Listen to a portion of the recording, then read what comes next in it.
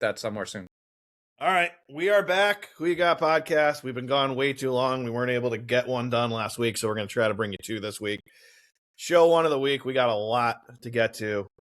Like I say, sometimes I always think I know where I'm going to start. Then something happens. I don't know what to do, but I think I got to give the NBA its due here and start there. I thought the Game 7 lived up to the hype. I think it lived up to the hype because it was the Thunder chasing the Spurs. I think it would have felt a little different if the Thunder got out to the big lead and the Spurs kept trying to come back and never did.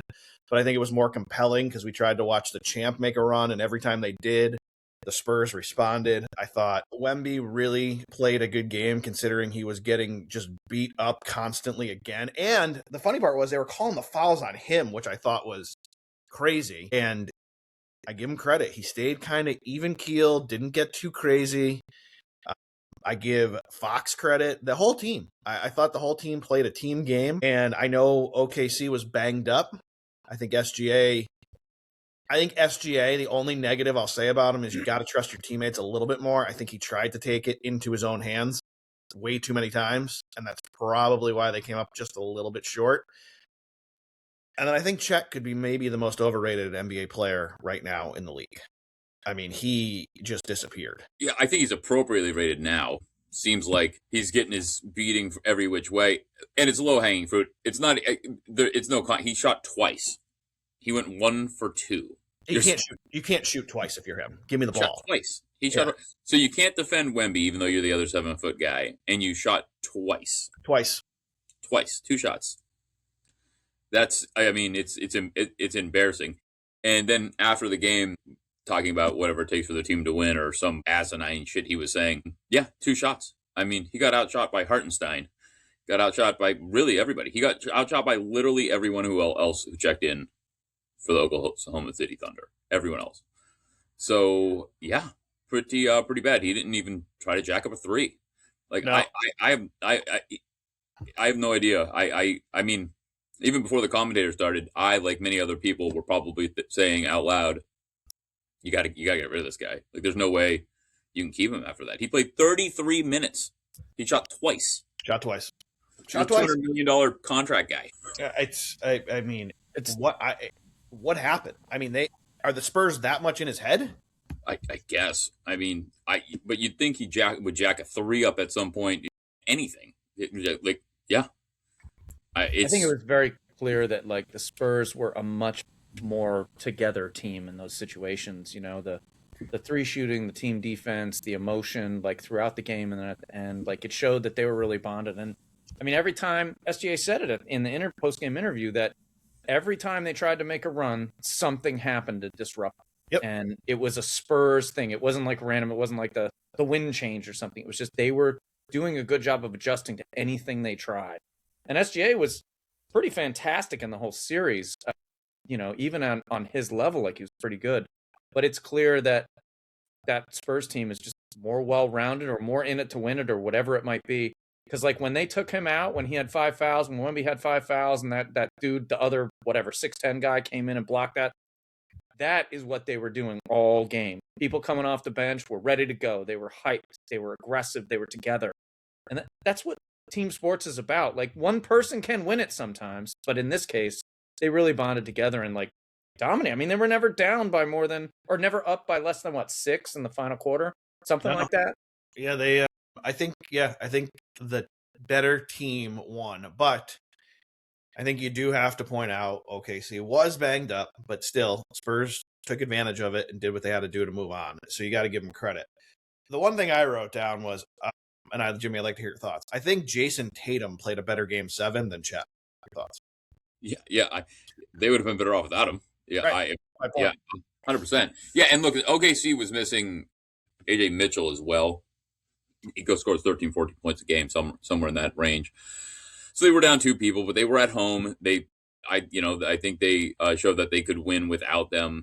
SGA was making difficult shots. He shot about 50% for the game, but he was making some really difficult shots. He made some really good shots. You got to give him his credit. He hit some shots when he jacked it up. I literally was like, "What are you doing?" And then I was like, "Wow, okay." We all know that they were on him, right? Couple-time MVP. Like, they're paying attention to him, and the fact that he can still execute, you know. Yeah, no, he played a great game. but San Antonio was too much.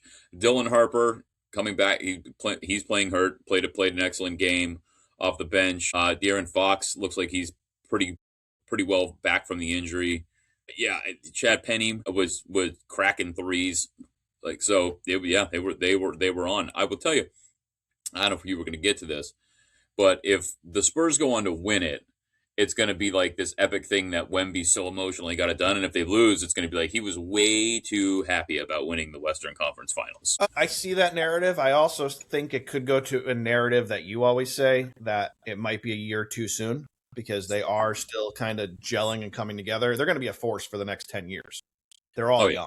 I mean, they're all going to be there. If they can keep those pieces there, this is going to be a rivalry for the next 10 years. Mm-hmm. That's what we're going to see. I do have two good things that I got texts about. So one of our listeners played a $5 parlay. They had Seattle to win the Super Bowl right before the playoffs, parlayed with Spurs Knicks finals. 5 got them all over $1,000. Nice. Very nice. And then we had another person who listened to us in February and just put the bet in that Spurs and Knicks to make the finals, when we gave it out at 40-1, the best value on the board. So awesome. $800 winner there for someone with a little pizza money. Congratulations to them. Nicely done. So well done. Again, can't make you money on straight bets, unfortunately. We're going to have a better NFL this year. Me and Jimmy are committing to it. But if you've been playing our futures, you're up a bunch of units, because we have hit some huge futures on here. All right. The other thing I wrote down, we're just knock the NBA stories out right now, is Knicks. Jimmy, how are you feeling? We won't make any picks till later when we get into the odds and everything. But how are you feeling coming out of the Eastern Conference Finals, just kind of dominating the whole run? How do you feel going into it? I feel as good as you can feel. I mean, I think that, yes, we could argue that the Knicks played lesser competition, but we were worried they were going to have to play Boston and Detroit, and they got beat by teams we beat. And we didn't beat them. We dominated them. I'm not going to go out on a limb and say this is the best run, because that would be, I think, a little bit asinine. But they have set a record for margin of victory at this point against NBA teams. So I think they've got a chance. That still doesn't make me convinced that they're going to win this, and we'll pick later. But I think anybody counting them out like San Antonio and OKC was the real finals and they're just going to walk all over them is dead wrong. The Knicks, after the second game, or after game 3, in Atlanta, they've looked like a different team. They've now lost 2 games this playoffs by 1 point each game, and they've dominated the other games. They're playing a brand of basketball that they didn't play. Give Mike Brown credit for completely changing the way they structure the offense, and when they need to go back to give Brunson the ball and let him play because it's not working, they do. And Brunson's been playing really, really well. The way they pass almost reminds me of a hockey game sometimes when they're outletting the ball. It's so smooth. They're not taking dribbles. They're just kicking it out so quickly. So can they keep that up? I don't know. But to count them out like some people are that aren't Knicks, like because the Spurs are so great, I think are out of their mind. Out of their minds. I agree. I watched Mike Brown's interview. I don't know when it was from, but this morning, and he was basically like, yeah, I want to kick their ass, essentially, and they probably want to beat our ass. And he was basically saying, look, I don't know what's happening. It's 50-50. Either one of us can win. We both got tools. We both got here. They beat, the SGA team, and obviously the Knicks, like Jimmy just said, dominated through the whole playoffs. Like not a team has done in a while, by the way. That is a special situation, and it doesn't mean they're going to win this necessarily. And again, we'll talk about it later, but it's pretty crazy how much they're winning by in some of those games. Most of those games, actually. I think the first round they got out of the gate a little slow, but when they went into that game 6 and just, dismantled the Hawks, that was the sign that, there might be something cooking here. They crushed Philly badly, too. They did, but they could have gone to a game 7, which who knows what would have happened. And they scored. What was it, Jimmy? We were sitting on the podcast laughing. Would they have 80 at halftime? Yeah, they were up 50. Insane. Yeah, it was. Yeah, that was the signal to me that okay, maybe this is the year they're going to make a serious run, and they have. And the thing I appreciate is we have a player in the NBA who said, "You can cut my pinky off before I don't play in the finals." Yeah, Mitch Robinson. Yeah, my buddy Anthony texted me, Mitch's finger. I'm like, he's going to play. He's not going to not play because they're going to tape it to his ring finger and he's going to get out there. He had surgery on it. He's playing. He's not a scorer anyway, but he's going to be pivotal. Nobody can stop Wemby, but he's going to be his 6 fouls are going to be pivotal down under. So Exactly. I don't want to use problem, but it's definitely a challenge to have this guaranteed money. It just makes no sense. Like, you want to get out there, you know? If you have something critical at work tomorrow, you're going unless you're like dead, basically, right? Right. How do these guys who are making X amount of millions of dollars say, I don't know, I'm not sure if my ankle, my elbow, my head, whatever is right. Like, I've yeah, got a runny nose. Like, how's that you got possible? it. I agree, and Greg jumps on them all the time. I generally agree with Greg. The only one that's iffy is the hamstring, and it's not because you can't play through it. It's that you're kind of worthless out there. Like, they don't move well. I mean, you saw Aaron Gordon tried to play, and I was going, get him out of the game. He dunks that ball. He's laying these balls. He can't even move. Like, I know he's trying to tough it out, but with a hamstring, playing a quick moving game like basketball, you're just useless. You're hurting your team toughing through it. Everything else you tough At through. the same time, though, the way they present it is like you feel like they're not having that sense of urgency, and that's a problem. I hear what you're saying. We go through this debate every time, and I'm going to bring up the same example every single time for as long as we do this podcast. Go watch any documentary. There's plenty of them now on the Celtics. Kevin McHale played on a broken foot. You're telling me a hamstring versus a broken foot? Broken foot. But And led a game in scoring. I understand what you're saying. It's a movement problem. The athletic guys, when they have a hamstring, try to play. It's not a pain tolerance. They're out there playing. They pulled Jalen Williams. He tried to go. He was worthless. You're telling me you move better on a broken foot? No, but if it's structurally all right, you can shoot the shit out of it with something and get out there and play through it. I mean, you can. Yeah, And McHale's game was slightly different than the guys we're speaking about currently that rely heavily on athleticism. He was getting in a fist fight down in the post every time and giving him the slippery eel. Yeah, you did a good job. He did. That's the only thing I'll bring up. All right. But good for Mitch Robinson. The last quick question on the NBA before we move on, and then we'll get to something Ryan. Yeah, we'll get to that next, and then we're going to go into the big topic of the night. Cavs' future. I mean, since the three of us have talked last, I mean, Harden lives in a dream world. So does their head coach. What goes on with the Cavs now? Do you just blow it up? Do you think they're actually going to try to run this back and pay people? I mean, it's insane to pay Harden at this point. They said they had a handshake deal with him when they made the trade, but he's 37 years old, and he's generally out of shape when he comes into camp. And he just proved that he can't defend. He can't defend anybody, and he's not the scorer he once was. So maybe they do, but it seems like a really crazy move to me. All right, before Ryan gives us, I think he has a player option, by the way, this next season. You can look that up while Ryan's. It says that reports have suggested a contract in the range of 2 years, roughly $56-60 million. He declined, or he's going to decline his $42.3 million player option and sign a new multi-year deal that gives Cleveland more salary cap flexibility. That's what's so if he's going to take a pay cut, he's not actually taking a pay cut when you think about it. He's taking more money. Right. It's not total volume. Yeah. Yeah. Per year pay cut. And who knows if he's going to make it that long with injuries, age. But before we let Ryan review a bourbon, which I'm excited to hear, I just want to make a quick disclaimer. If you're listening, iTunes, Spotify, wherever you get your podcast, thank you. We appreciate you listening. You won't notice this. You'll just be hearing the audio, which is fine. If you're watching on YouTube or you're watching a short, it's going to be funny because a lot of people are going to think something's wrong with their computer. It's not. Jimmy's mouth is actually 1 second behind his words, which is kind of funny to watch as Ryan's typing it in the chat for me. But just so you know, we're good. Something's off with Jimmy's Wi-Fi. The audio's fine, but your computer's not wrong. His mouth literally is a second behind. It's not. He's gone in and out, to be fair. So, but he looks good. His hair's on point. All right, give us the bourbon. What do you got? So, I've got this guy, this Pendleton Rye. Oh, I've had it. 12 years. I don't know how well you can see that, but it's off camera completely. But can't see it at all. Not even a little bit. About? What do you mean off camera? There you go. It's off camera completely when you did it the first time. Yeah, how about that? Yeah. It is. Yeah. All right. Yep, I've had it against Casper, who's not Casper yet. But here it is. So we'll see what happens. That's not bad. Have you had it, Jimmy? Oh, it's really good.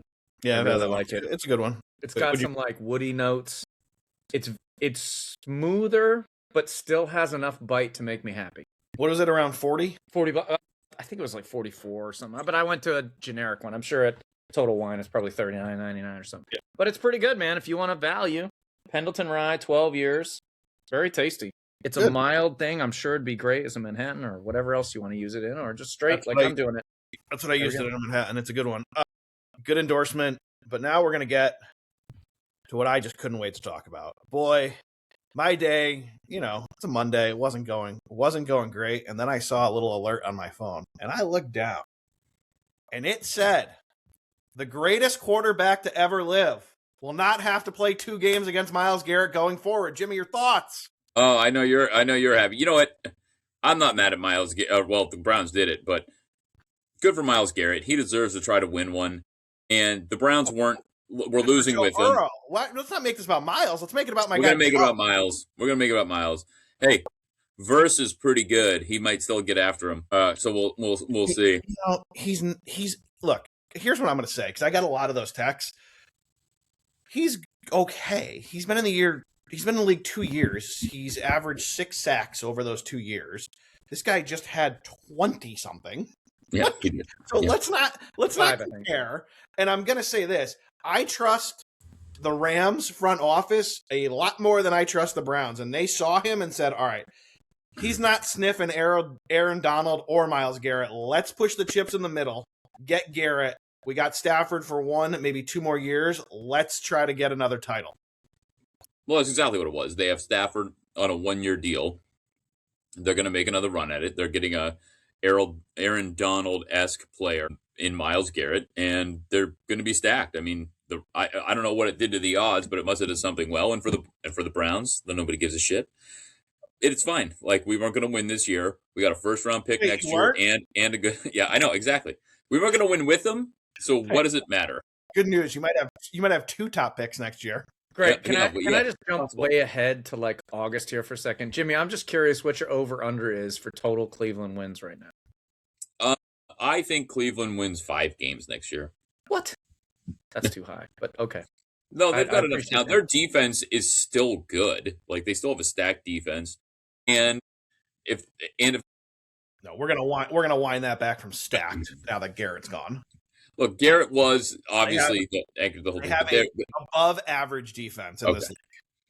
So, and no offense. If Junkins comes back, they've got a great tight end. They drafted a bunch of receivers, and if somebody can throw the ball downfield in any way, shape, or form, they might be okay. You called them a bunch of receivers. You didn't name the tight end, and tight ends don't win football games. Harold Fannon's fantastic. Yeah, no, I'm just saying in your routine you didn't. That's all.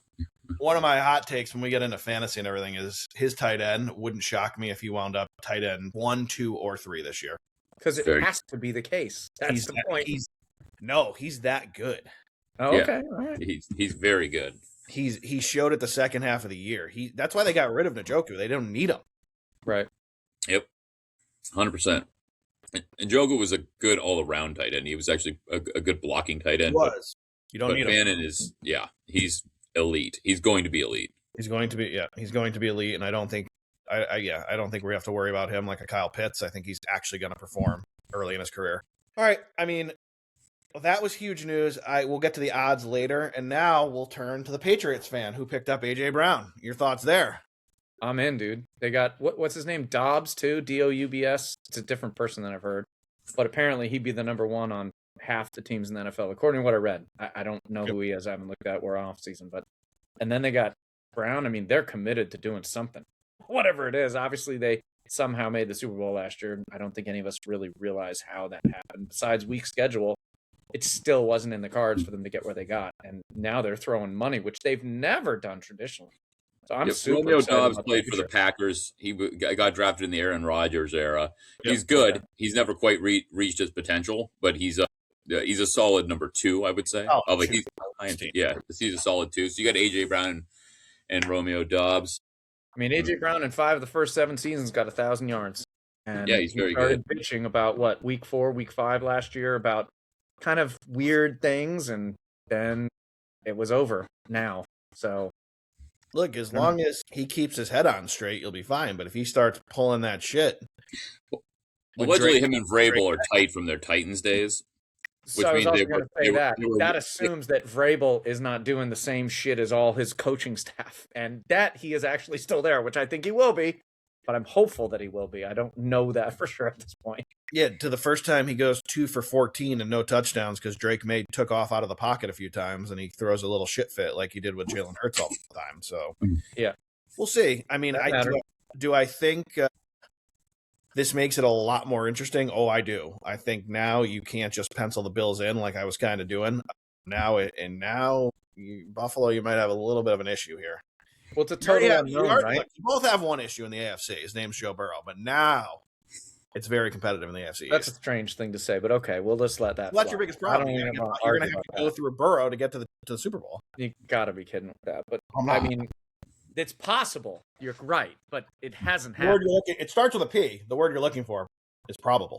Okay. Well, we'll get there later. I don't want to preview our fall show before the NFL, but I wish my wife liked me as much as you like Joe Burrow. I bet she does too. I bet mine does. I bet she doesn't. Yeah. I said I wish she did. I'm actually going to sit here. I can't wait for NFL season. I'm going to sit here. I'm going to maybe I'll do what the parents do sometimes, where they have their kids and they split the jersey. I'll have a Myles Garrett jersey to taunt you with a Rams, and the other half will be a Burrow Natty jersey. It'd be great. That'd be really funny. I think I can get that custom made for you. I'm going to start if the Bengals don't win. I'm going to start writing a list of possible excuses Greg could give us now. So when he starts to say them, we can check them off, Ryan. We can say, oh, there's one. Yeah, it won't be Joe Burrow. Burrow's homer. Which is weird, dude. You're going to blame Joe Burrow when he passes for 5,050 touchdowns? And I'm going to cheer for him because I like the dude. Yeah, I didn't say I wasn't. I'm just going to say you're going to make every excuse in the book when the Bengals don't make it anywhere. Their stars just cannot line up. They're going to score 60 points a game. That's what we said. Stop Joe Burrow. You're not going to get one. That's what we said last year. They're not going to punt this year. Oh, stop. We did say that last year. You're right, Ryan. Did that happen? Yes. Did they score 60 points a game? They did. I don't think they scored 60 points in one game. Look, it's going to be like arena football when you watch this guy take the field. You're overselling, bro. No, I'm just telling you what's going to happen. Okay. I don't know why he doesn't call me to be his agent or his personal assistant. I'm just telling you right now, they are going to. I mean, he is so much better. We talk about it every show. He's so much better than Allen Mahomes. I don't even know why we have to sit here and debate it every show. Have you seen the guy throw a football? It's ridiculous. I don't think I've ever seen you go this hard. Yeah. Well, it's crazy. I mean, even people were writing me like, what is Jimmy's big hang up with Lamar? Lamar is terrible compared to Joe. I don't get it. It's Jimmy's division, but he loves him for some reason. Jimmy and I are both individuals, but both of us are having the same reaction, I think, right now to you. Yeah. Look at every list. You act like he's the top 20 quarterback. He's a top 3 quarterback. I'm just saying he's number 1 by far. Above and beyond, already in the Hall of Fame. Yeah, right? You're right. You're absolutely right. He's definitely a Hall of Famer. I mean, he's going to throw for what, 18,000 yards? He could retire tomorrow. He's going in the first ballot. Stop it. No way. Not even a chance. Not even a little bit. I mean, have you seen his stats? Are you serious? Like, yeah, no. I'm definitely serious. Look, you want some good bets? Bet him over 40 touchdowns, MVP, over 5,000 yards. Parlay it. Free money. And that's you know what? possible. With a little money. With a little Bengal Super Bowl. Free money, Jimmy. Yeah. You disagree? Hey, listen. Somebody will play it. I don't know where but you know who won't? Greg probably won't. No, I already have him for MVP. I bet it right when I cross that Jersey line. Really? 20-1. Jesus. Got him over 40 touchdowns, and I'm going to ladder that shit. I'm going to go all the way to 60. No? You don't want to take the bait this week? Nope. You both took it a little bit, but I'll give you credit. You wound it in a little bit. Danbury Dave, that was for you, by the way. Way to go hard. Yeah, I had to. I do it for entertainment value at this point. Good for the fans.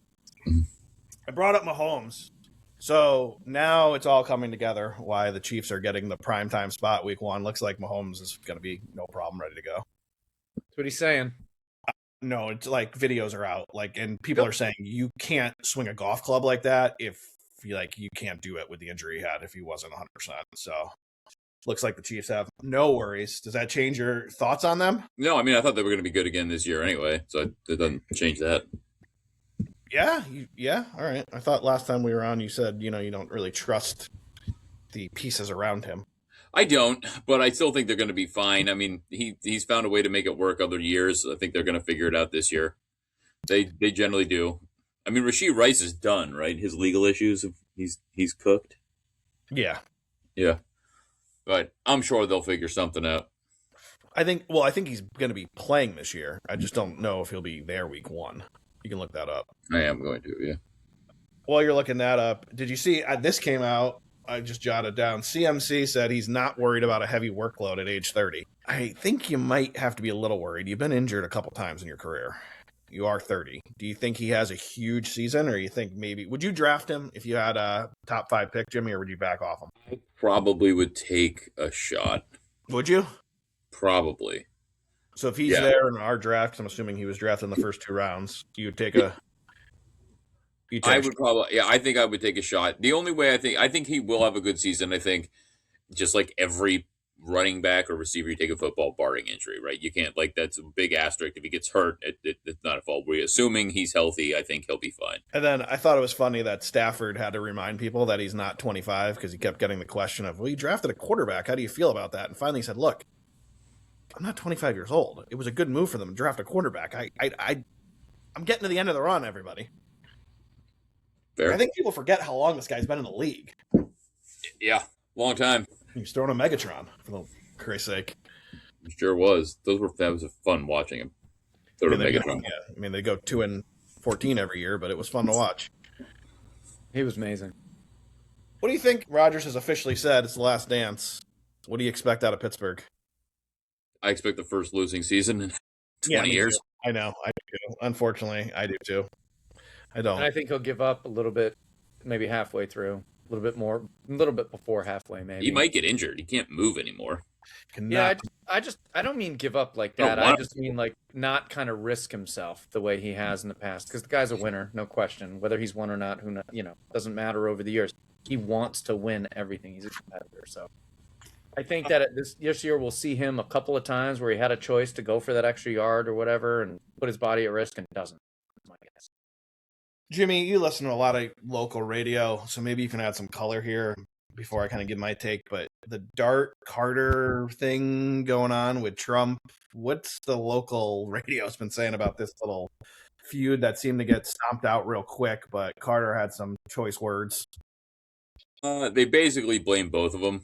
That's the most popular view is Jackson Dart probably should have, like, talked to his team or figured a way like that, hey, this is going to happen, blah, blah, blah, blah, blah, first. And Carter should have called him out in private, not on social media in front of the rest. So that seems to be they're both getting blamed, basically.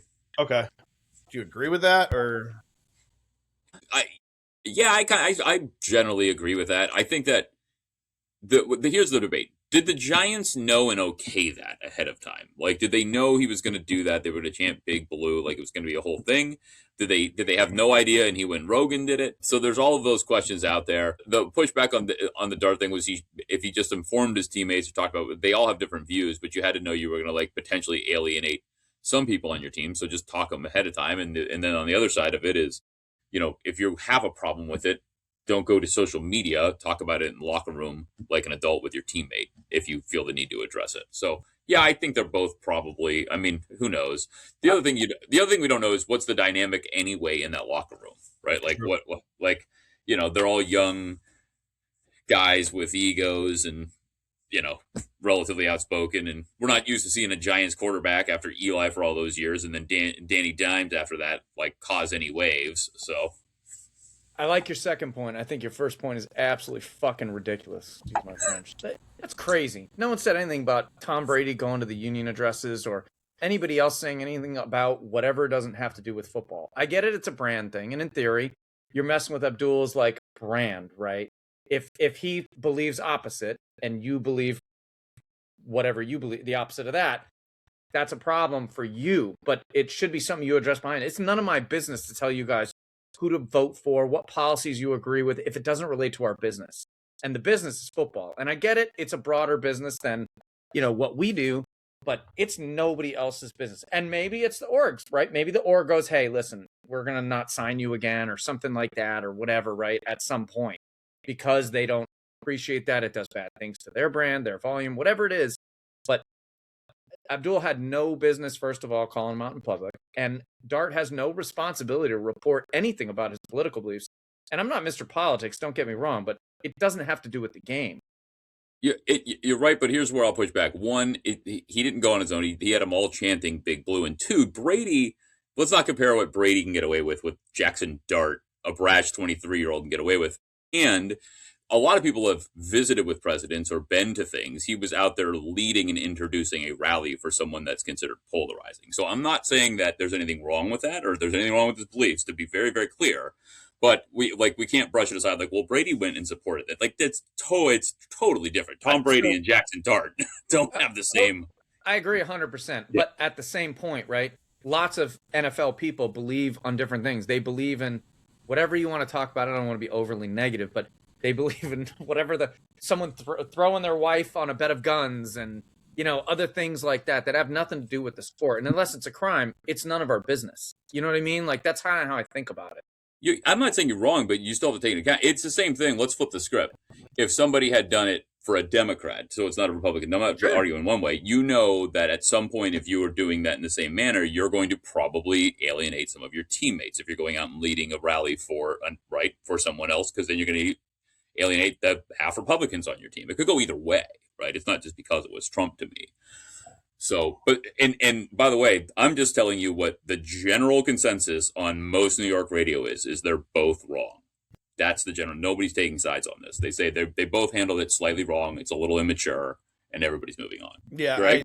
I actually agree with both of your points. I see both sides, like, kind of right down the middle. I really do believe, though, you really shouldn't mix politics in here. If he's a Republican and Jackson Dart happens to side with Trump, then he sides with Trump. And Carter, you know what? Just who cares?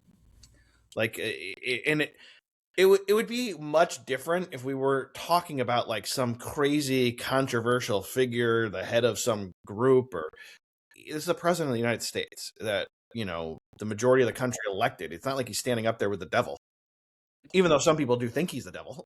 I'm just saying. No, you're not wrong. Hey, by the way, Ryan's so mad he got off. Left. He left. He just left. But yeah, if you're going to truly, I get what you're saying too. If you're truly going to be the captain of the New York Giants, you need to go to your team and say, hey, I'm going to go attend this event with Trump. Don't know where it's going to go because, hey, in case you haven't noticed, Donald's a little bit of a fucking wild card. So, but I will be up on stage with the president at this event. That I completely agree with and think is reasonable. Well, the other thing is you got to think, like, I've got only like two, I guess, small things about that, right? One is you absolutely have the right to do it, but like everybody, you have to know that it may go over a certain way with people you have to work with. And two, that's why we don't talk religion and politics at work, right? And so right, like, and I know it wasn't at work, but it's going to get blown up. So again, I'm not demonizing the guy for doing it, but that's, there, when you have the right to do whatever you want, and the repercussions are going to be what they are for it, right? Like, he's not going to jail for it. The Giants aren't going to cut him. Like, nothing bad's going to happen, but some people might be pissed at you, and we can say as much as we want, well, fuck off, you shouldn't be pissed, but they might still be pissed at you, and you've got to work with them, right? So, I agree. You make your decisions. 20 seconds of what you said. Sorry, I don't know what happened. We just thought you were so mad that you got off. No, totally not. Totally, literally, my internet just went out. I don't know what happened for like whatever that was. Anyway, just to finish up the thought based on what you're saying, I agree. People can do what they want, and it may not have been a stupid move to give somebody some heads up about it. But at the same point, I don't think anybody should think that's necessary. And he obviously, behind closed doors, they solved the problem. You're not going to crush a quarterback like this or a defensive player like this. You're just going to kind of let it go eventually. Yeah, they'll all move on. Yep. The one thing that I thought was funny, there's been, I don't know if it was DiPietro or Bart Scott, but one of them has been talking about, like, we could see Jackson Dart, like, on a boat when he's not supposed to be at some point doing something dumb. Like, that's the vibes he gives off. Yeah, that's a great call and very, very, very accurate. Let's hope it's not in Miami like Stephon Diggs did last year with a bunch of pink crystals in his hand or some other thing like that, because that's not good for a New York quarterback. It's not good for the game, honestly. Like, we want. No, but ever since they did that after making the playoffs that year, the New York Giants will never live the boat down. No, probably not. All right, shifting gears completely here, and this could be off Jimmy's radar if I know Jimmy, especially since you were golfing yesterday. I thought yesterday was and again, I'll say it. You don't have to email me. You don't have to send the text. I get it. It wasn't the full World Cup squad for Senegal or us. It wasn't everyone who's going to start, but I thought that was a big win against Senegal to build a little momentum going to the World Cup. 3-2 in the friendly. We looked very, very good on the front line, but very, very shaky on the back line. That's what scares me a little bit. But I think building the momentum going into the World Cup, I thought that was a big win. We got one more friendly with Germany, which probably won't go well. Let's hope maybe we can get a draw out of it to build the momentum, keep it going. But I thought that was big yesterday. I wrote it down to bring it up. Don't know if either of you saw it. Thought that could be a springboard here to maybe get us going in the group play. Did you catch it, Ryan? You're going to be mad at me, but I was watching softball, so sorry. And not my own kid's softball, by the way. College softball is good. Although I did watch her in the morning. Anyway, I mean, Senegal's pretty highly ranked, man, up there with Nigeria and whoever else. There's one other team. They're 2 spots above us in the rankings. They're 14th, we're 16th. Yeah, but they've always been pretty good. Nigeria, I know, has been a force in the past. And I want to say Cameroon's been a force a little bit, too. And there was a dude in the EPL that played for Chelsea, and I cannot remember what country he was. Ivory Coast. They were actually so a couple of times, too. I cannot buy the U.S., like you say, making it past the round of 16. I just can't do it. In other sports, we do well. In soccer or football or whatever you want to call it, we fail. And it's just the nature of the beast. Those guys, overall, we're running around with, and I'm not insulting anyone in particular, we're running around with C+, B minuses. And these other teams, even if they just have all Bs, they're just inherently better. And that's where I kind of sit. And I want the U.S. to win. I'm a jingoist. I'm interested in them winning. I want to watch it. I want to be excited. I want the world to go. It's just going to be more fun the farther they go. Yeah, but it's not going to happen. I think you're wrong. And I don't say that much. I've made a small fortune betting against the U.S. soccer in my lifetime because the lines are usually so inflated towards the U.S. because especially now. I haven't seen the line. Well, they're all based in the U.S. They're all U.S. sports books, so you get a better price if you bet against them. But I do think on home soil, we got some good players. We're ranked 16 for a reason. I think we can win an extra game, maybe 2, and if we did that, we'd be in the semis. The problem is if what we're playing against is B+, A-, A+ strikers, our C defense is in big trouble. That's going to be the problem. That's where they're going to have to shore it up. However, we have some great frontline players, and if teams like Argentina, we do. No, we don't. You're wrong. Not on the grand scheme of the world. No, we don't. No, we do. We have speed. You got to watch them. If you haven't watched them, you can't really give a good take here. We have speed on the front, and if those teams from Europe, teams from South America take risks, we can make them pay. That's all I'm telling you. We're going to get out of group play this time. We're going to win the group. My friend over here basically says they'll put the forwards somewhere in the 12th to 18th rank in the world globally. And that's a problem because those top 10 teams are a different kind of beast on the whole. And I just mean from top to bottom, including coaching and trainers and all that other crap. That's it. I'm rooting for you. I just don't think it's going to happen. We'll get to more World Cup at the end of the show, but I'm going to do what I always do. Go refresh my drink as I turn it over to Jimmy to give us a little pulse of the UFC. Be back in 22 minutes, okay? Jimmy, you got 4 minutes. All right, Ryan. Well, you may have been out of the action. While we're waiting the big card that is on its way, we have got a fight night this weekend at the Apex. That's actually pretty decent. The main event is Bilal Muhammad's fighting, who was the champion briefly, but only a couple of years ago. Well, it might have been a year and a half ago, actually. Fighting Gabriel Bonfim. Going to be a really good fight. We'll get to that in a second. I like 2 other fights on this card. One, I'm not going to bet because I think there's too much juice. But Brandon Allen, the running back, playing 218. What's that? Yeah, that's Braylon. That's Braylon. Oh, sorry, I was still a little far away. What'd you say? Brandon Allen. Oh, Brandon. Brandon Allen, really good fighter. I think he gets it done, but I don't want to lay 218. It's just too much. So watch the line. If it's closer to 175, I think you take it. He's coming off a big win against RDR. RDR was on the come up. I mean, he was basically destined for a title shot until he ran into Brandon Allen. Brandon Allen's a really good fighter. Had a couple losses after he went on a really nice run. He went on a run where he won 6 or 7 fights in a row. Lost 2 tough decisions. One of them was to Anthony Hernandez, who is fantastic. But he's come back, beat Marvin Vittori, and now RDR. Again, 218 is just a little much. If you have any other bet you love that's a little bit of a long shot, I would parlay that in there because I think he gets the fight done. The second fight I'll tell you about is Bryce Mitchell versus Juan Santiago. Santiago is undefeated. He's 21 years old, but this is a huge step up in class for him. He is a plus 120 dog. Bryce Mitchell, it's I believe the second fight dropping down to 135. He lost last fight at 45 to our fighting nerd friend, Lord Gene Silva. He looks really strong. He's a very good wrestler. He's a little nutty. He says some crazy stuff on social media. But I'm going to lay the 142. If there's a guy that's the favorite and he's fighting someone undefeated, usually there's something to it. He's only 31 years old. He's got a lot of fight left in him. And I think Santiago is it's just a little too much, a little too soon for him. If Santiago wins this fight, he's going to be a real challenger at the division. And then last but not least, to round it out, the Bilal Muhammad, Gabriel Bonfim fight. Lay the 105. It's almost a pick 'em, but give it to Bonfim for one reason and one reason only. Bilal Muhammad is 37 years old now. He fights at 170. There's not a lot when you get later, the older guys don't last as long. He's in that middle weight group where it's kind of could go either way. 170 you can fight a little longer. The heavyweights can obviously. When you get to middleweight, light, heavy, you can fight later into your career. The lightweights, because the speed goes first, right? Power.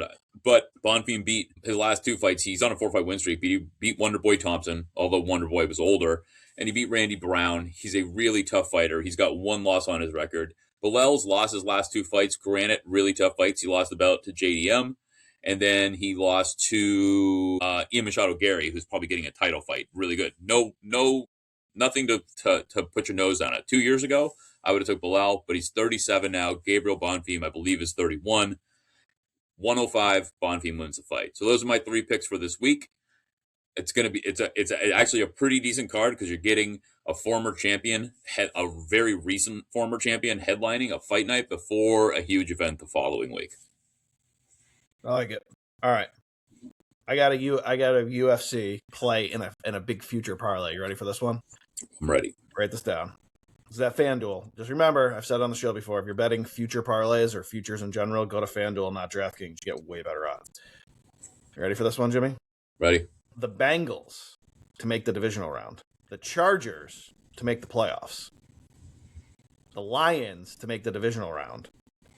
Belgium to get to the quarterfinals. The USA to reach the round of 16. Here's what you're going to like. The Knicks to win the finals. The Oregon Ducks to win the Big Ten. And Conor McGregor to win his next fight. 2 will get you 3,100. All right. That's a hell of value there. The reason I gave that out, I'm not going to read you all. I have so many future tickets, it would blow your mind. I probably have 75 between DraftKings and FanDuel going right now, all between $1 and $15. And someone said, why do you make these crazy bets? And I'm going to tell you why. Because if you can get 3 or 4 legs in on a 5 or 6 one that's crazy, that $2 pays $6,000, you can monetize so well and lock in a huge profit because you can start doing all kinds of hedging. That's why I do them, because if 1 or 2 catch fire, I'm going to make some money and maybe some good money. So I encourage you to do it. If you have a good day, you have a couple extra bucks, put together a crazy future parlay. It's well worth it.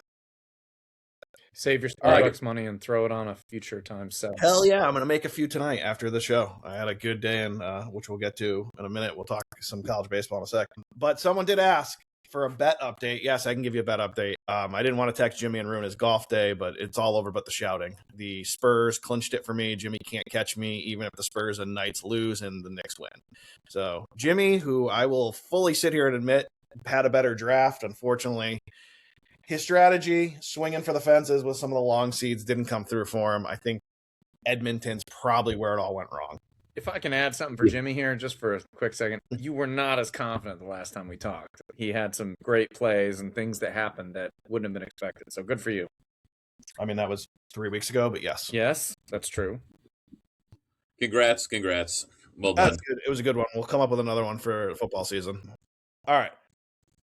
PGA, I don't really have much. I do say, I know you guys don't follow it as much, but these stories always pop up in my news feed. Bryson is really, really, really digging in on trying to save LIV. Why? Like, I don't understand why this guy just won't go back to the PGA Tour and play a limited schedule. What's his point? I don't know. If you don't want to play 30 weeks, 35 weeks a year, whatever it is. Go play a limited schedule on the PGA Tour. You're good enough. You don't have to play every week. Play 15 events on the PGA Tour and call it a day. But like, LIV is, Bryson, love you to death. One of your biggest fans. LIV is stupid, bro. It's dumb. And then the other story that came out is we're not going to see Tiger in a major this year. He did not file to play in the British, so he will not be competing in a major this year, unfortunately. I'm not sure I'm surprised at all in any way, shape, or form. I'm not either, but it just sucks. It does suck. It's the end It's of an just era. better. Even if he shoots 75, I don't care. It's just fun to watch him.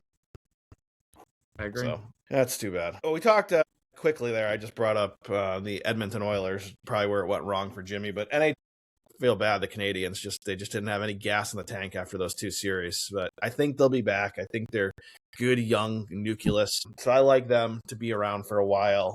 I still hate the Hurricanes, so I'll be backing Vegas in the finals, which we'll get to later. But I think the real big story here is yet again, a President's Cup champion falls short in the playoffs and gets demolished in the conference championship. Again, I think it was, you got to look it up. I think it was 2005. Last time a President's Cup champion won the cup. I know it was the Blackhawks. I just can't remember the year.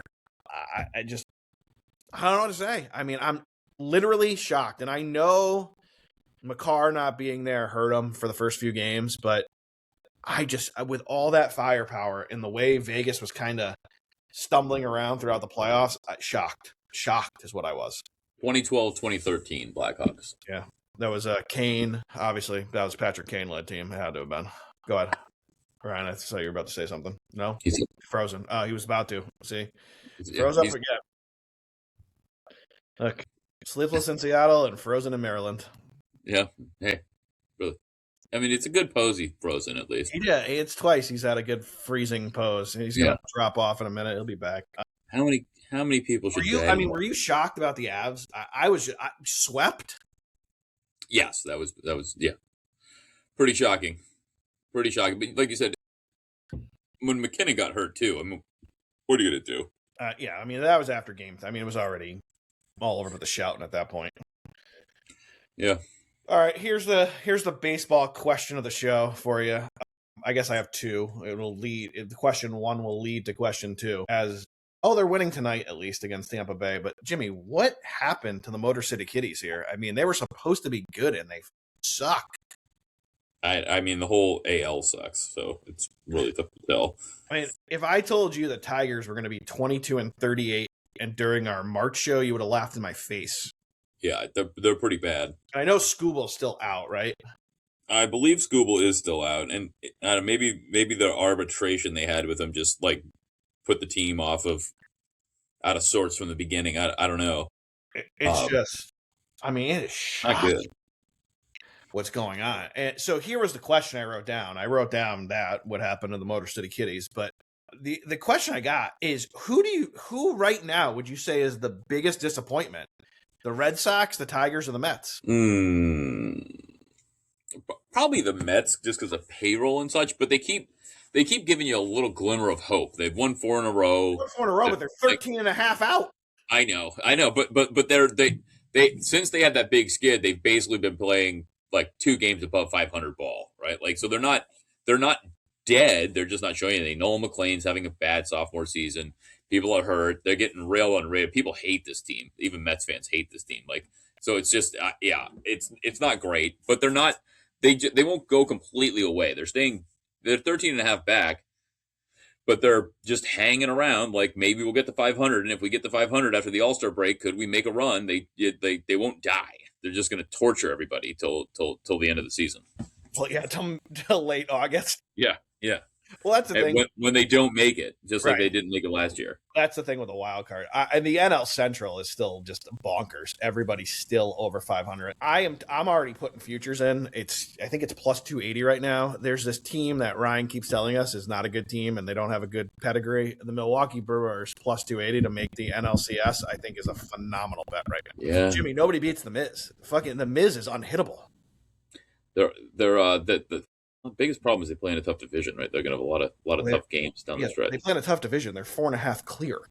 It's true. Yeah, I like it. Make the bet. It's got to be the Mets that are biggest disappointment. They spend the most money, I agree. That's the reality. They're in New York City. Like it doesn't. So- No other city matters. I think. I mean, that's Yeah, I said it. That was good. that's- I liked that. You got about quarter way through that thought. It's a terrible take. I was going to say before you made that absurd comment, it's 1 and 1A. I think it's the Mets because they spent too much money and they suck, and the Red Sox because they didn't spend enough money. Well, they in the did big nothing, market. according to you. So, And I what I read, they basically did not much this offseason. They had opportunity and they didn't take it. And not a critique, right? It's a business. I'm not telling them to spend it's a $40 fucking million. critique. You're the Red Sox. What's that? It's a critique. You're the Red Sox. Spend money. I agree. Spend money. You sell out every game. You have one of the most loyal fan bases in the sport. Best stadium in the country. Give them in the best. To me, in my opinion, best stadium in the country. Give them a product worth watching. It's a disgrace. I agree. All right, that's enough baseball. Well, Major League Baseball, because I'm gonna get mad. All right, 53 minutes into the show, and I'm gonna make a statement and I'm gonna text him later. Jimmy, you're not even gonna believe I'm about to say. Keegan, I'd like to apologize. I like to say rock, chalk, Jayhawk. I have made a small fortune on the Kansas Jayhawk baseball team to win the conference tournament, to win their regional. Keegan, look, can't play basketball up to your potential, and you're not very good at football, but my God, you have a baseball squad. Keep doing it, because I got a ticket on you to make the College World Series too at about 12-1. Thank you, Jayhawks. Kansas, we're good now. Like, you screwed us with basketball. You screwed us a little bit with football, a lot with football. But what you have done for me in these last 2 weeks for baseball, we're good. You will not hear me come at you. I mean, I will. But you won't hear me as aggressive on football or basketball going forward. Jayhawks baseball, I'm rooting you all the way to Omaha. Well done winning the Big 12 and backing it up, winning your regional. They weren't even favored, and they were the host. There have been a And ton I of loaded upsets on the I boys and loaded the up. girls side. Well, we're going to get to that in a minute. I loaded up, and they didn't even lose a game. So well done, Jayhawks. Yeah. We talk about March Madness. I'm telling you, it's May Madness. What goes on in the college baseball tournament is just bonkers. UCLA, number 1 seed nationally, first time ever to not make a regional final. They lose twice to St. Mary's, but their game 2, if you watched it, was unreal. They fall down 5-3 to Virginia Tech. Looks like it's all over, and then all of a sudden they flip a switch and go back-to-back homers to tie the game and then win it. Like, no problem. Boom, boom, tie game. And then they lose to St. Mary's. I mean, unbelievable. But then you look at today. Georgia Tech up 7-3, the number 2 seed nationally. Gives up 5 runs in the last 3 innings. They're out. They were a true national champ contender. Florida is getting absolutely housed by Troy. They're going to be out.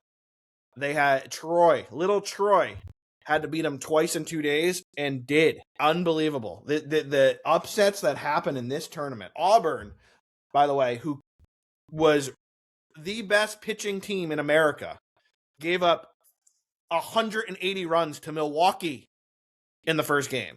Now, to Auburn's credit, they're going to start here in about 10 minutes. They're going to have a chance to move on still because they fought their way back, and it's a winner-take-all here against Milwaukee. They should move on. I mean, it is – this tournament's been unbelievable. The only thing I will say is, once again, in another sport, the umpires are just the biggest set of dumbasses. You cannot throw stars out of the game. And they tossed one for flipping a bat after a horrible strike 3 call. And then they toss a top Georgia playing for celebrating a big homer. So what? Warn the guys. You can't throw them out because the rule in college baseball is if you get run, you miss a game. So now Georgia... If you get what? Sorry. If you get run, you miss a game. So if you get ejected, you miss 1 full game. Yep. So now one of Georgia's best players can't play in game 1 of the Super Regional. Stupid. Now I'm going to guess that you don't have many thoughts because neither of you watched this, right? I don't have thoughts on that, but I did see that headline of the number 1 team being out for the first time ever. That's never happened. Forgetting what team it was, it's never happened that they've lost in that round. Never. But if I can jump to the other side for something that you guys will appreciate because it kind of connects to basketball, did you guys see Jason Williams' daughter? Mm-mm. Oh, here we go. So you guys haven't read this because it was a huge deal. And if you watch SportsCenter over those couple days, you probably saw it. Jay Williams is still playing whatever pro-am basketball, whatever. I see his stuff on Reels, right? And he's still a great player. What is he, 48, 50 now? Like, still bouncing balls behind his back, off his elbow, all that stuff. Well, his daughter transferred from Florida after 2 years to Texas Tech, along with Najee Kennedy, who may be the most dominant pitcher in history. So what happened was, Williams is the leadoff, right? They plunked her 5 times in 3 games. Oh my 5. God. Parents were like fighting in the stands. You know, Jay Williams, like, he might be a small dude on the court, but he's like 6'4", 6'5". He's chirping against everybody. The Florida, when they lost in the last game, they got dominated. I think it was 16-7. They got just effed up. They didn't come out to shake hands. The manager, because he was chirping about someone came running out of the Texas dugout, and a coach like didn't lay her out. That's an exaggeration, but held her from going and killing the pitcher who hit their kid, their leadoff, for the 5th time in Game 3. It was a crazy, crazy story. So look that up if you haven't seen it, people listening.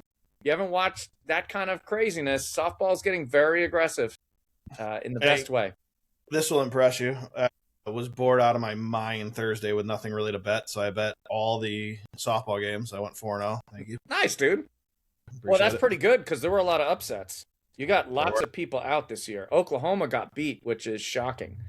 And now you've got Tegan Kavan. I think she's pitching for Texas against who, by the way, I think they came out of the I just had this up because I was watching anyway, but I think they came out of the losers, and they're going to end up playing somehow against Tennessee, who has a girl that threw, what's her face? Carlin something. She threw 78.4 with a softball last year. Yeah, I had Tennessee in their first round game. That was a nice little price. Yep. I forgot who they beat, but it worked out well. Jimmy's off in outer space. That's fine. We'll reel him back in here. Yeah. Before we get to the gambling part where we're going to give out some picks and stuff like that and go on that, I do have one pop culture thing that I'm just curious your take if you've been following. There's been Easter eggs, as they say, dropped everywhere about Taylor Swift with Toy Story coming out, and now it's official. She has a song in the movie. So my question is this. The projected weekend one for Toy Story 5 is about $150 million. No way. It's way more. Do you think they do way more now that Taylor Swift is involved? I do. I think they're going to break 200 million. So let's ask it a different way. I liked what you said, but let's ask it this way. What value in your two minds would you pay Taylor Swift to sign on for that movie? 50 million. Might be more. 200? I mean, if the movie does 1.5 or something like that, right? Like, it's, first of all, it's Toy Story, it's Disney, it's all this shit. It's 30 years old. So even people like you, in their mid 40s, like, that was when we were kids, or relative kids, like, what was that? 91, 92, 96, 96, excuse me. So we were still into it, is my point. And you add someone like her to it, and with the crazy fan she has that we all talk about. That's what I was just going to say. Yeah. Literally with my wife, it went from we're going to go and, it's out, we're going to go see it in the theater to we're going the first day because Taylor Swift's not involved. You're not only going the first day, you're going to all 5 showings. So that would never, ever, look. No, it would never happen. I do know your wife, and we'll see. Good luck with that. Right. There's a much different vibe. Jimmy knows. Jimmy's been to the house now. There's a much different vibe over here. I will go once. That's it. You're very tolerant of all those trips. That's fine because I can go there and do other things. I can't go to the movies and do other things. I'm trapped in a fucking room. You can bet on your phone. You can bet on your phone. Which I have been called out for in the movie theater before, where she's like, "What are you doing?" And I'm like, "I'm following the college basketball." It's like a random February Saturday slate. I gotta be making money, Jimmy. Got no time for Jumanji or whatever else. I know. The sad part is, I think I texted one of my friends. I was like, "Yeah, my wife was busting my balls pretty hard because I was watching a college basketball game during one of the movies we went to, and it wasn't even like a big game. It was like some random Horizon League game that I just got a big play on." Yeah. Yep. Sounds right. Yep. Definitely tracks. All right, let's get what we do here. Jimmy already gave out the UFC play, so we don't have to go there. I don't really have anything in the PGA Tour. We'll get back at it with the U.S. Open. Don't really have anything for this week. Baseball, I kind of told you. I like the Brewers. Now I'm starting to build up Brewers future tickets. I'm pairing them with the Yanks. I think the Yanks are going to make the ALCS, and I like a Brewers Yankees World Series. That's kind of where my head's at right now. I don't want to go chalk with the Dodgers Yanks. So I'm leaning towards a Brewers. I like a Brewers Yanks World Series right now. I want to be a little different. All right, Jimmy, you follow this sometimes. Sometimes you don't. So if you have nothing to say, we're just going to move on quickly. But have you been following the French Open at all? Like nobody's left in it. Nobody has any idea who's going to win it. It's everybody's all right. So best chance. Jimmy's on it. Like, this is bonkers. Yeah. Coco Yeah, got- like Coco got and everybody's like playing like tight because it's like their best chance to win the French Open because everybody's gone. Yeah, no one knows what to do. Yeah. What Sinner, bro? He was minus 400 to win a tournament. Yeah. He was bounced in the third round.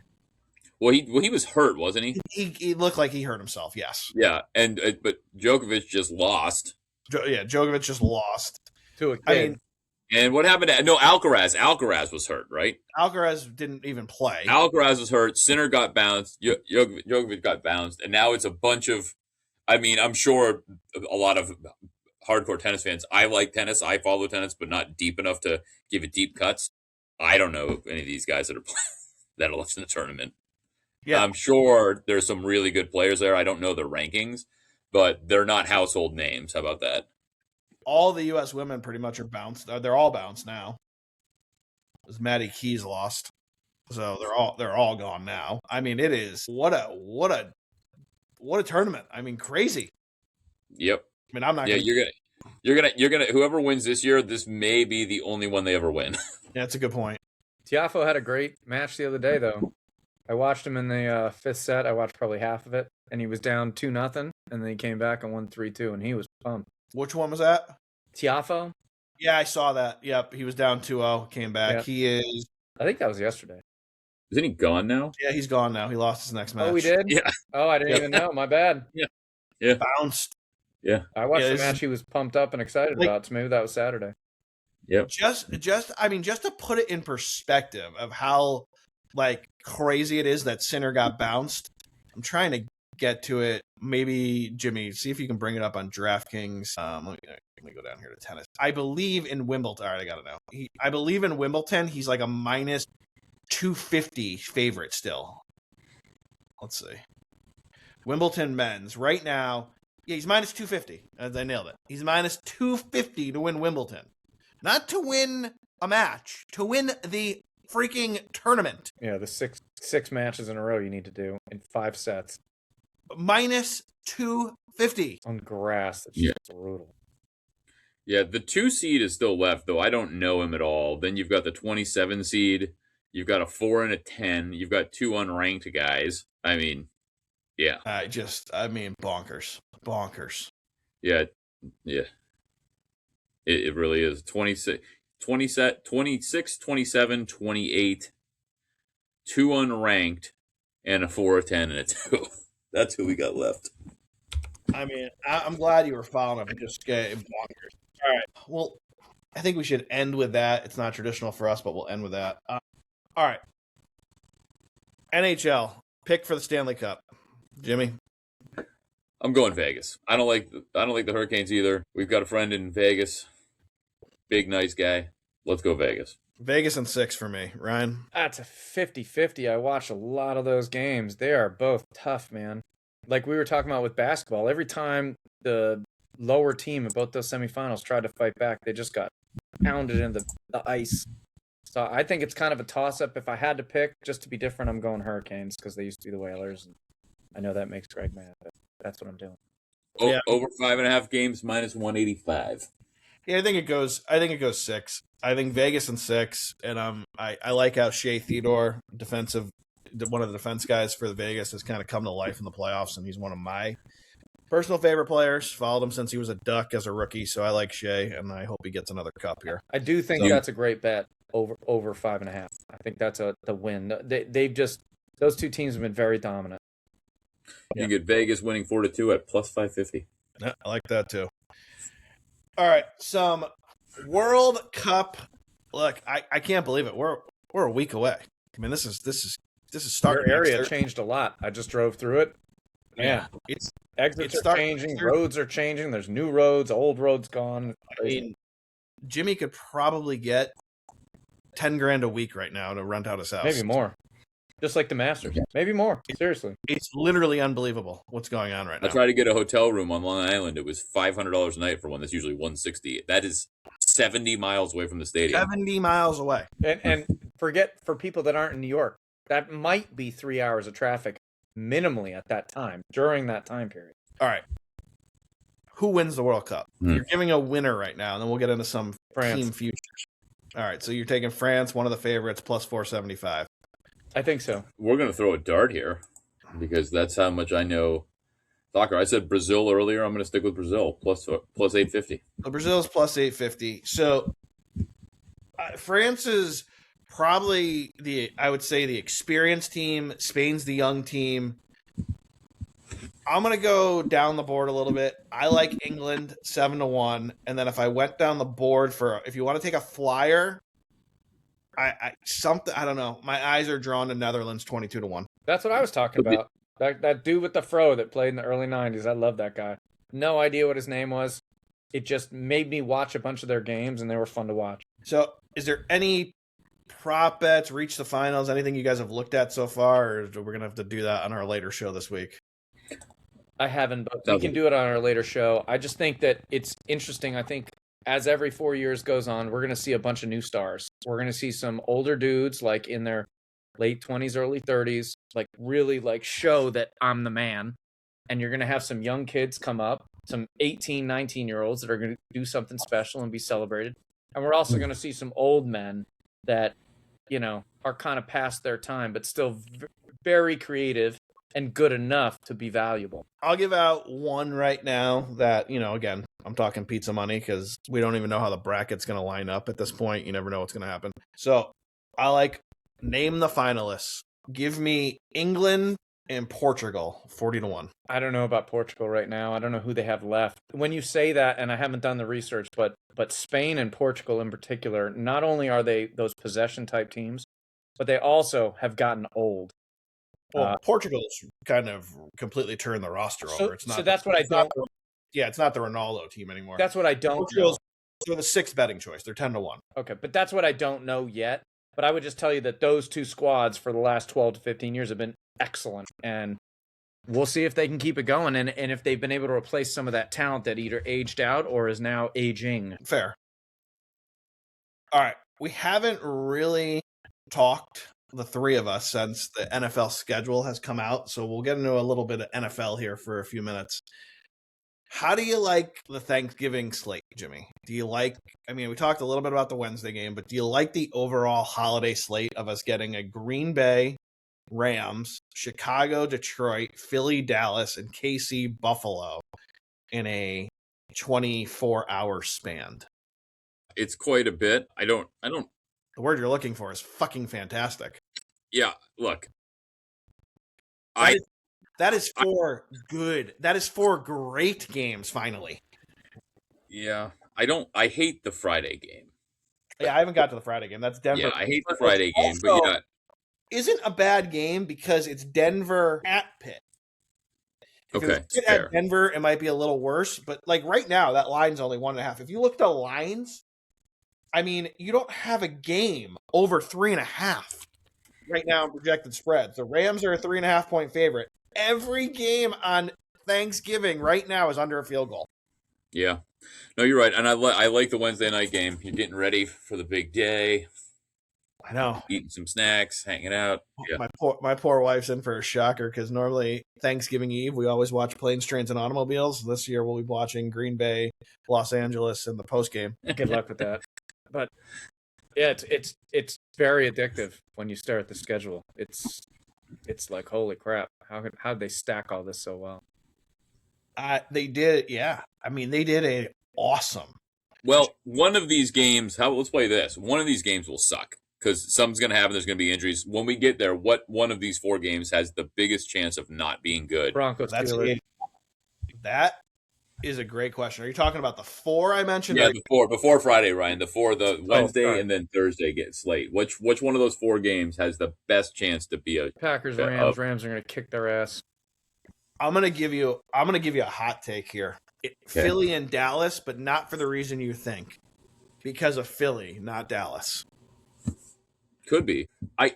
The problem with me saying that or the Lions Bears game is because even when they're bad, they're still entertaining because they're the classics. But yes, I think you're probably right. I think the Cowboys and Eagles could both be not great. I can't disagree with that more. That like in the past, who gives a shit that they're both those teams were crappy for a ridiculous amount of time.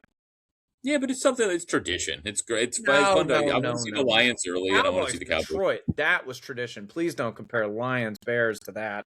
In a way, I know they're both old franchises, but I don't know. They've been really bad for a while. Did I miss something? Yes. What did I miss? Yeah. The tradition is Lions at what he's talking about. Lions at 1 and Cowboys at 4. They played years ago for lots of times. They never played each other. I've been smoking crack, maybe. Yes. Sorry, I said that. I don't want to admit a drug habit on this, but crack is not whack. They never played each other. It's Lions. Hold on. Cowboys hosted. And even when the Lions sucked, we all got in front of our TVs and rooted them on getting 17.5.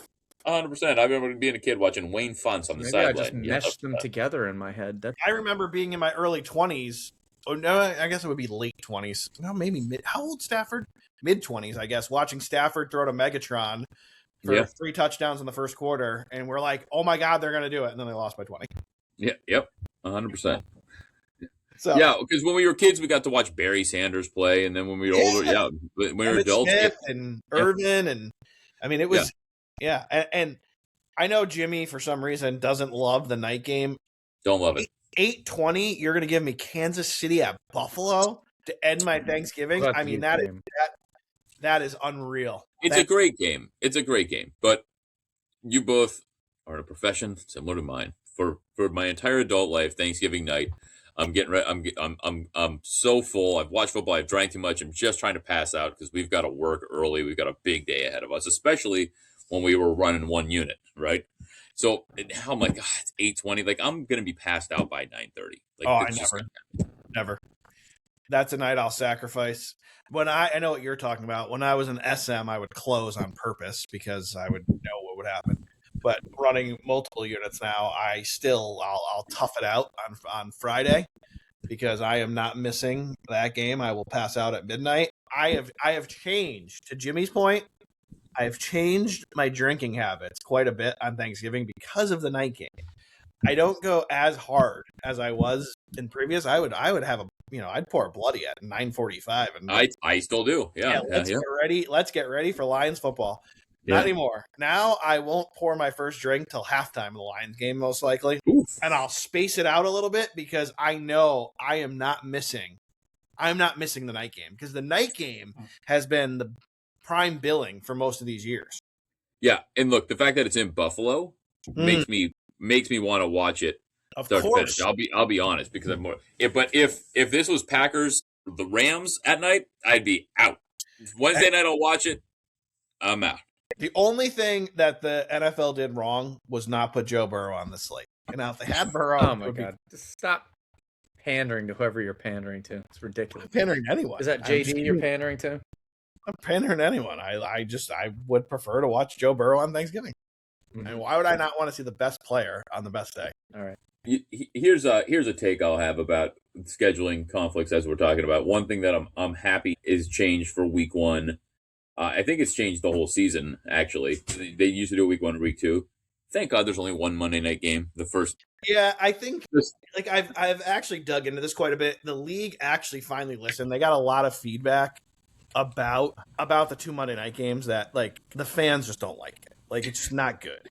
Yeah, because they weren't consecutive, so you had to flip back and forth. And the later game was like the Raiders versus someone else on the West Coast, and they were both bad teams. It was always a shitty game.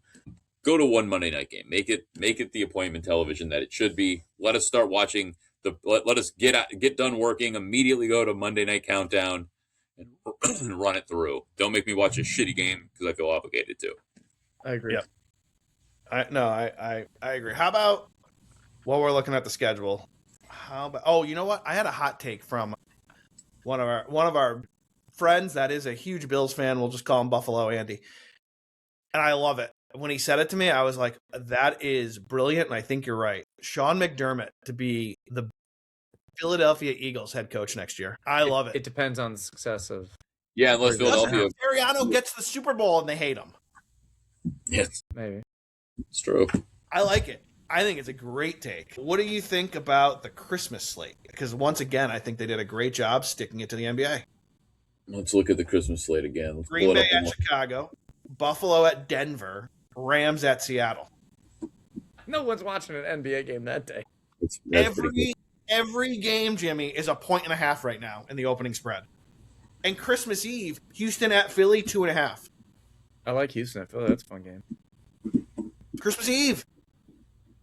Now, again, the only mistake they made was we don't have Joe Burrow on Christmas. That's upsetting. Well, I don't know why you have to tell me it's not, but that's what I'd like to see. I don't know why you're professing to be such a fan there. I'd like to see Joe Burrow clinch the division on Christmas. I think that would make everybody happy. Yeah. Okay. Jimmy, Right. your thoughts? Yeah, Jimmy, thoughts. Your thoughts? No, I'm looking at for week. I got the Browns Ravens December 27th to look forward to. Browns will be well out of the playoffs. Yep, and the Ravens will be, unfortunately, just playing for a wild card because Joe Burrow would be wrapping it up. Yeah. I mean, look, you make it whatever bet you want. I'm telling you right now, Bengals win that division. Mm-hmm. Mm-hmm. I mean, I don't know why. I don't know why you guys are so salty about Joe Burrow all of a sudden. No, we just don't want to. Don't want to what? Don't want to have a debate you're going to lose? Stop it. I don't know who paid you what, but you better stop.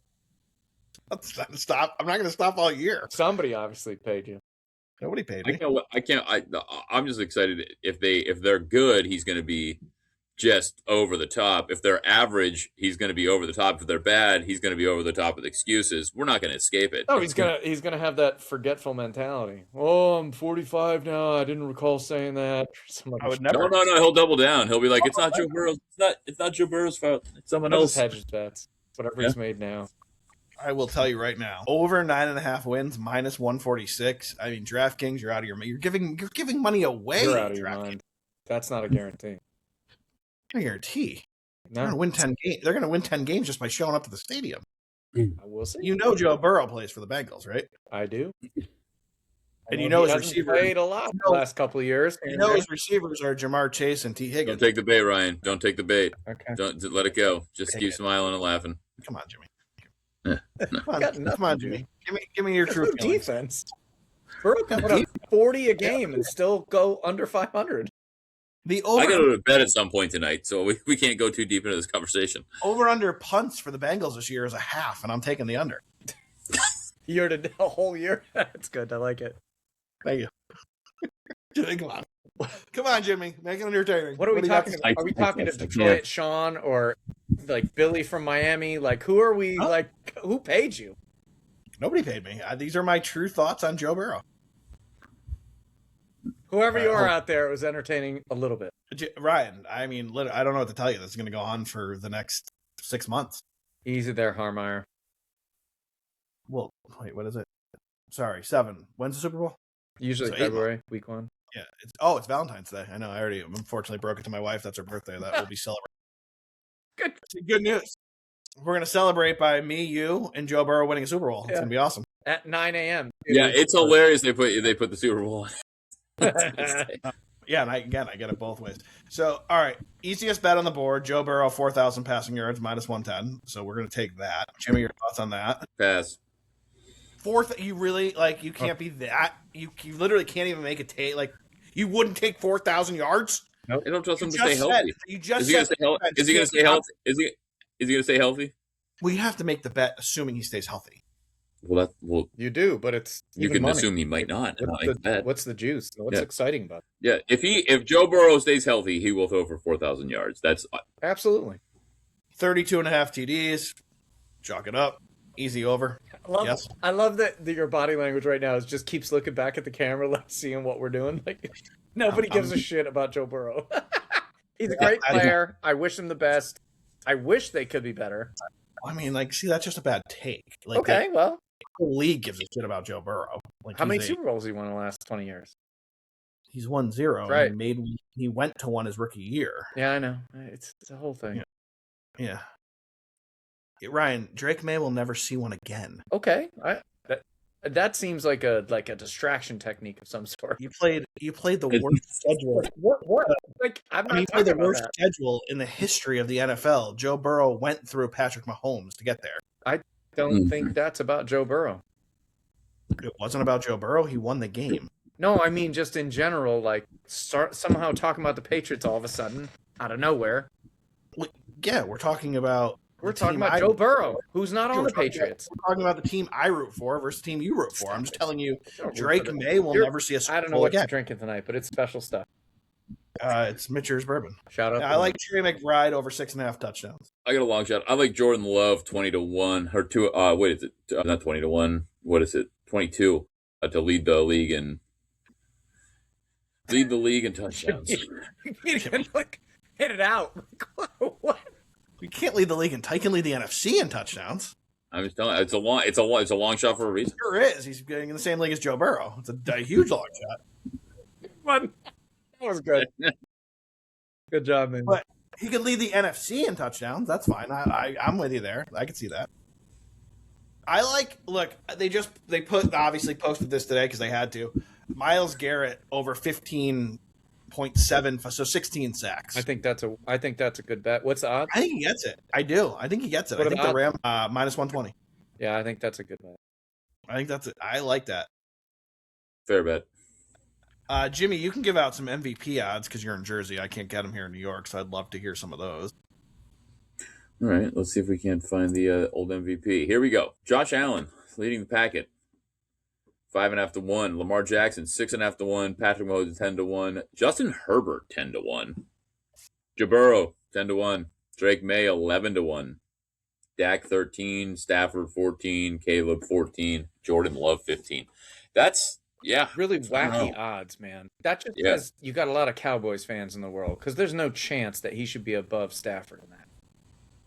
Mm-mm. That's weird. No. What was his odds again? 10 and 14, I think. I think Stafford Who was do you 14 and Dak was what, 11 or 10? Dak was what? We've got Dak 13 to 1, Stafford 14 to 1. Okay. Yeah. Well, who would you go with? I don't know. I'm going Mahomes.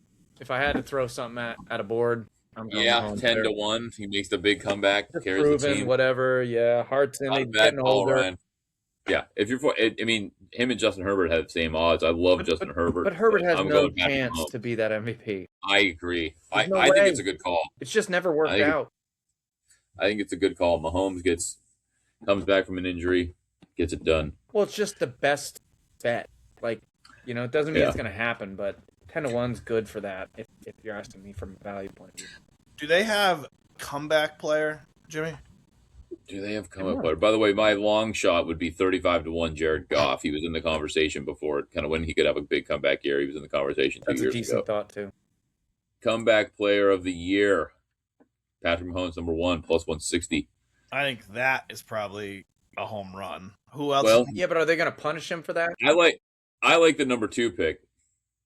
Kyler Murray plus 600. More value. Absolutely I think he gets not. the Vikings to the playoffs. Do you? There is no way, in whatever metaphor you want to use, that happens in my mind. Yeah. I think I'm gonna he's go with truly not a great player. I think he's good enough. I just don't think he's great.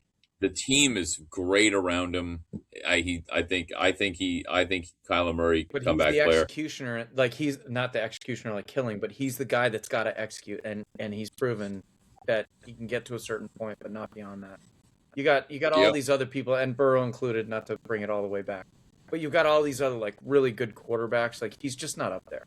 He can't coordinate. Even if you give him a great group of people, he can't make that product work properly. Yeah, I don't think he's an overall winner. I think he 6 could to have a 1 flash. is pretty, like, that's a low amount. If you're saying 20 to 1, I'm all on board. I don't think he's I don't know. I don't trust him mentally long term, but I think he can come back, and that team's so good around him that I don't hate it. After that, you've got Micah Parsons plus 750, Malik Neighbors plus 1,000. Neighbors might So be the you smartest 10-1 on bet. Neighbors. Yeah. Yeah. Nick Bosa 20-1.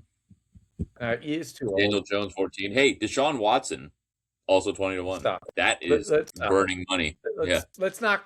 So you've got Watson. Greg's got Burrows. I don't know who I'm going to say or who I've said. I've made lots of mistakes, but it's going to be neither of those two. To answer Jimmy's question from the beginning of the show, the Rams fell from plus 160 to even money to win the division. Wow. That's a big impact. I can't find it unfortunately, I can't find it on the website, which is weird. Like on the computer, on the mobile app, it comes right up. But I love how FanDuel has like what I was giving you in my future parlay, where the team will get to and the odds to make which round. But I can't, for some reason, find it on the. As you guys both know, I go to lots of states and was in a few states last week. It is weird how those apps pull up so differently in every state. Every state has a different like waiting period that you got to re-sign in. Sometimes it's every time, sometimes it's every 7 days, like Connecticut. Sometimes it's every 14 days. Sometimes you can play blackjack, but you can't play poker, and sometimes it's reverse. It's like really weird. It's very different in each state, which is you got to like in some states too. You can do so many different, like Jersey for Jimmy. He's got all the future odds for all these. Well, Jersey, you can gamble too. You can do blackjack and not do it here, which is weird. All right, let me see, go here. Nope, I can't find it here. Which is weird. It won't pull it up. Maybe they took it down. But stage of elimination or stage that they're going to get to, I thought was a good one. I've got some of them here. Yep. What you want? No, I was just curious what your thought of the odds are. Throw some out there. We'll end that way. Well, let's go. You name the division, and I'll throw some out there. Oh, you're talking to win the division? I'm talking about.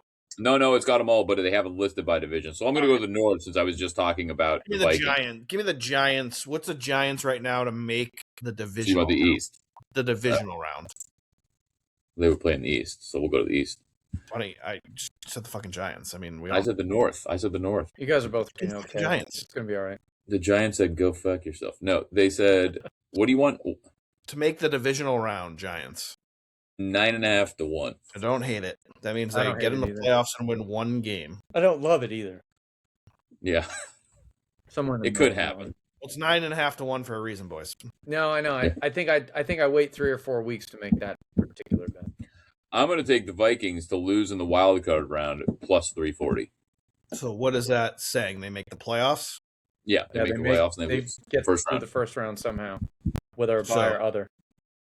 What are they to get to the divisional round? Plus 3? Let's see, to make playoffs. I got to go to a completely different tab for that. To make the playoffs, they make it a lot harder on here. 154. To make the playoffs? Yeah, plus 154. I don't hate that. But your problem with the North, is every team is live. They are. I think Chicago takes a step back this year, misses the playoffs. Ooh, it's a take. It's a good take. I mean, a hot take. I think they're pretty good. I think it's the Packers that might take a step backwards. Packers to miss the playoffs plus 128. Chicago to miss the playoffs minus 112. I like the Lions to maybe get back to the NFC Championship game. To lose in the conference championship, plus 750. I think Lions are going to right the ship. To lose in the Super Bowl, 1,700. So that's the thing. What site are you on? DraftKings? Yep. See, that's the thing. I'm not looking for to lose in. I'm looking for to make. Got it. Yeah. Now this gives you stage of elimination. Yeah, I don't like that. Like FanDuel, I don't know why I can't find it on their website. I have it on the mobile app because I've made the bets. You can bet them to get that far. And I think it was 8 to 1 for them to make the conference championship right now, the Lions. Well, you think that's a bad take, or? I don't think it's terrible. Hopefully they've got to bounce back. I mean, it's 7.5 to 1 to lose there. They were 15-2 2 years ago. I know. And then played one of the most. There goes Ryan again. Played one of the most ridiculous schedules of all time last year. Yeah, look, I'm rooting for them. No, I know you are. You know what I'm going to play, right? I mean, I already have a couple tickets on it. I love a Lions Bengals Super Bowl. Yeah, I love. I mean, obviously the Browns, but since I know that's Fantasyland, I'd like a Lions Bills would be great because Lions Bills would be my second favorite Super Bowl, but Lions Bengals would be a good one too. As much as I try to get you going about Burrow, Bengals winning a Super Bowl would be great. Bengals, Lions, or Bills to win a Super Bowl would be fun. Or Browns. I just don't think they can realistically get there. I think the other three could actually get there. They could. The Browns have no chance. Yeah. No, they could. They all have a shot. I mean, so, well, we wait for Ryan to come back, and then we'll close the show out quickly. And if he doesn't make it back, we'll close it out without him, Jimmy, because that's what we do. Would you spend a pick on Arch Manning next year? I mean, you've got to see what he looks like this year. Based on how he looked when we last saw him, no. Well, he played well the second half of the year. But did he play like top draft pick? I mean, if his name wasn't Arch Manning, would we be talking about him in the first round? No, probably not. Right. So, the pedigree is kind of what, and I mean, it's obviously from the receiver, Cooper, right? But like, I don't know. I think we have to see what he looks like. He did play better down the stretch. This year will tell the tale. It was obviously smart for him to come back. If he looks awesome, then yeah, absolutely, because you're getting the name and the play. But somebody's going to reach for him if he doesn't look great. So it could happen. Would I do it? I would not. So you'd pass. So if right now, who would you be targeting? What's the kid? Oh, Jesus, I can't remember names. Kid from Oregon. That's who you'd be going for?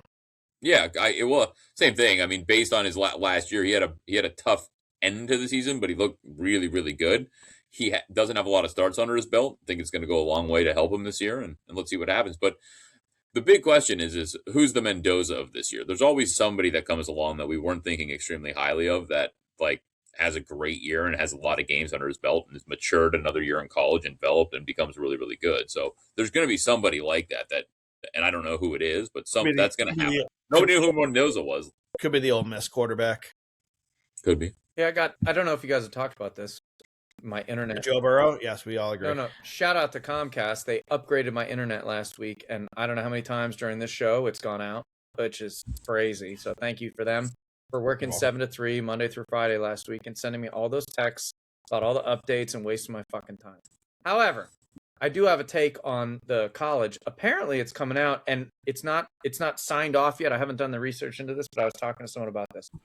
Essentially, they're upset. People are upset with the portal, so things are going to be adjusted with that, whatever that means, and we'll see how that plays out in the long term. But another thing they're talking about is limiting from, Greg, you go and like sign on to Nebraska, and you have 5 years of eligibility. Doesn't matter if you're sick, you die, you whatever, like 5 years. No more of these 26-year-old quarterbacks. So, and to confirm, if I die, I'm still eligible to play? Yeah, absolutely. If you don't die and become alive again. Yes. Is this like a Weekend at Bernie's scenario? Exactly right. If I can carry you onto the football field and somehow get you to pretend to throw, and I rise from the dead, I can play. Exactly. So apparently that's what's being talked about, and almost to the whatever the procedures are, right? That 5 years is the max. No more of this COVID/medical/ 6-7 years of eligibility. That's all going away. But it hasn't been done yet. So that may affect certain people. And Jimmy makes a great point that like you do gain a lot. What's that? I said that's not true, but go ahead. It is, actually. You gain a lot from that extra year, right? The whatever NIL money bonus you get, all that stuff. Like, that's a great time, man. Live in a $10 million house with a Ferrari and whatnot while you're in college in year 7. Why wouldn't we pick that? Of course we would. Oh, yeah. That's why Miami had a quarterback last year. I know. That's who I was referring to. They paid him $7 million to stay in school. Yeah, and why wouldn't he? Of course. Yeah, and go to Miami. Miami. Yeah. Yes. Exactly. It's a little different if you're Josh Allen playing in Montana. Whether we think that's a benefit, a benefit to college sports from a financial point of view or not, apparently it's like a thing that people don't like on the whole. So they're working on adjusting the total time you can go from 5 years from the day you graduate high school. All right, I have it. I have a take that was going to go against everything I've said in the show, and I promise I'll anti Joe Burrow. It is for a second. I'm going to. I'll bring it back to pro Joe Burrow before I close the show, of course. But I got to tell you, I'm doing what I normally do. I'm doing fantasy drafts. I'm no longer Jimmy. I got to tell you, I can't do the slow drafts anymore. I keep forgetting that I'm in a slow draft, so I'm doing the the Jimmy type drafts, 32nd per round, rapid fire. In my DraftKings leagues this year, I got to tell you, people are reaching for Joe Burrow, and wow. Like the overvalue of a quarterback in these leagues is just crazy. And trust me, Ryan, you're going to hear me talk about it when we get to the dopey league I play in with Jimmy. The reaching of quarterbacks they do in that league would make you fall off your chair. They'll draft Rodgers in the 3rd round. Watch, they're nuts in that league. It's bonkers. But he is the most overdrafted player right now. Like he should be drafted in the 4th round at best. I've seen him go in the 2nd round a couple times. I'm like, what? What are we doing? From a value point of view, it's not there for sure. No, you got to get him in round 4 or 5.